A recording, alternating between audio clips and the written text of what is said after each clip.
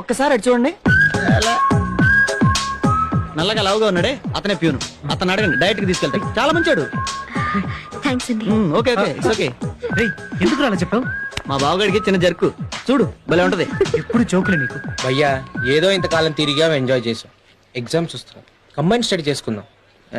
కురదనం పోలేదా? ఈ చదవడాలు పాస్ అవడాలు మన వల్ల ఈ పని కాదురా.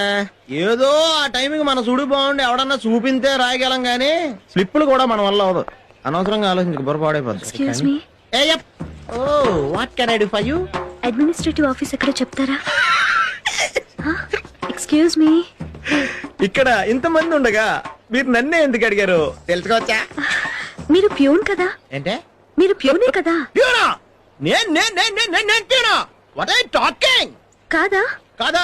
మళ్ళీ ఏం మాట్లాడండి? ఏం మాట్లాడు? నేను మాట్లాడతాను. ఓకే మావాడు అసహ్యంగా ఉంటాడు. నువ్వు ఆగో, నేను మాట్లాడతాను కదా.